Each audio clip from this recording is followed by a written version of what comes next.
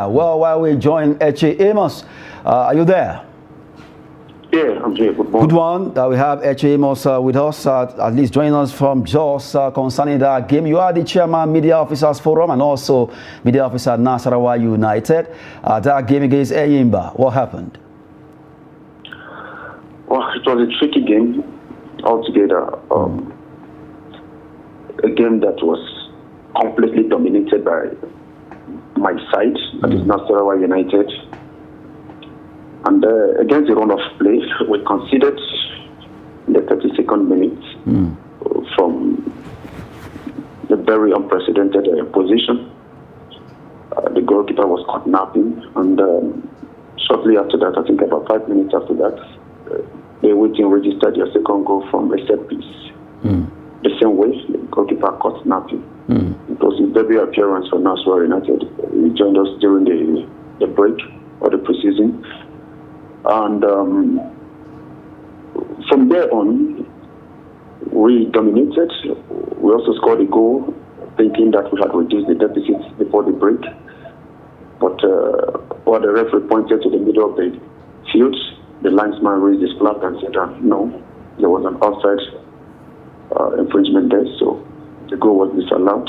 But the second half again, we put in everything we needed with the hope of pulling the draw and at the same time changing the scoreline.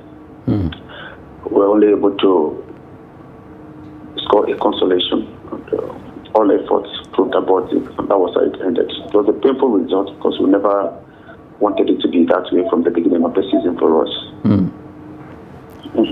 Well, even though it's so painful, I can actually hear that from your voice, Eche Amos. But don't worry, at least we see how so many games to play. Right now, how is it? Because I know it's not always easy losing the first game, especially when you're at home.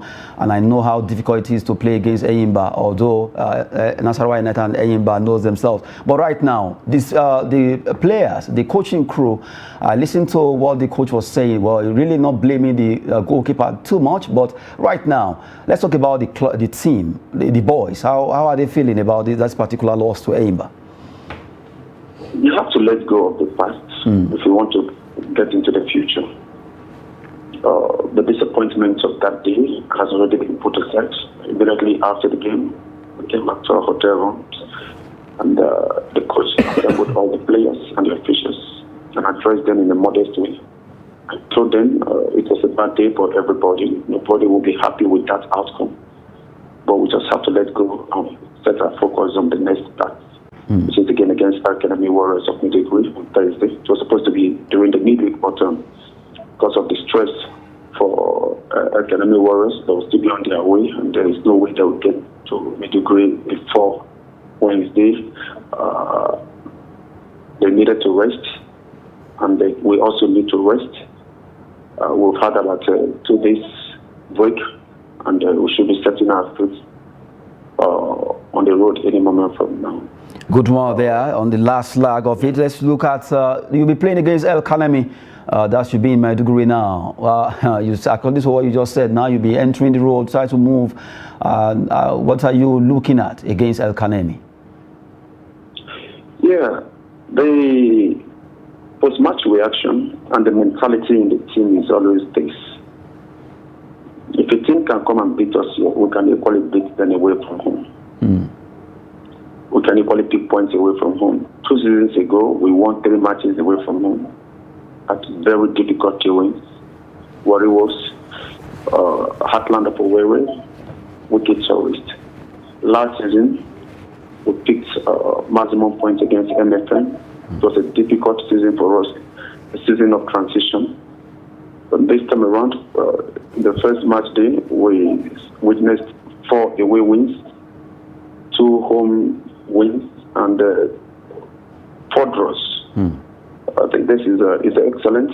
It boils down to what we call excellent officiating and how there is some kind of stabilization gradually we're experiencing in the league.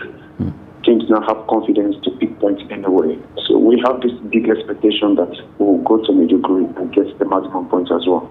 Good one there, even though I wanted to start with you, but this one you just mentioned, looking at the fact that you mentioned officiating is getting better. The first match and matches, and you saw a lot of issues that we normally see before is now begins to ease away. What do you think? It seems the IMC style is working.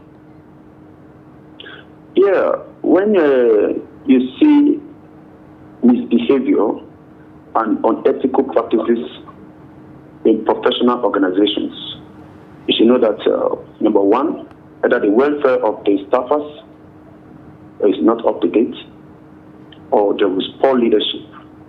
There are no stringent measures for erring individuals. We've witnessed some kind of poor officiating, ridiculing, and embarrassing even to the international community. But this time around, we needed to take the bull by the horn. And I must commend the IMC, the NFF, for ensuring that officiating, because that is the first aspect of football. If you don't have good officiating, no matter the game you play, it will still not end well. So to end any violence at match venues, the referees have to be up to their game. Well, how would they be up to their game? It means their welfare must be taken care of appropriately. This issue of fire brigade approach, you have a match on Wednesday, and you are going to the town where the match is taking place on Tuesday night. What time do you rest? When do you go for pre-match interviews or programs or meetings? I mean, it's disheartening. Some of them go through long journeys on the road. So I think last season, 1 or 2 referees lost their lives on the road, which is not supposed to be there. What about the hazard allowance? What about the risks involved in officiating? So what do you pay them and to their families when they pass through all this risk? But when you take care of the welfare of the referee very well, and you guarantee him adequate security, he can be at the top of his game anywhere. It doesn't matter. In Europe, teams lose at home 6-0, 7-0, and the heavens will never fall. So if it happens in Nigeria, it means wherever there are priorities, they should take measures appropriately. Good one there. Well, Eche Amos, thank you very much for joining us from Jos, the media officer, Nasarawa United chairman, Media Officers Forum. Thank you very much. I'm grateful. President, Media Officers Forum. Good one there. Thank you very much, President.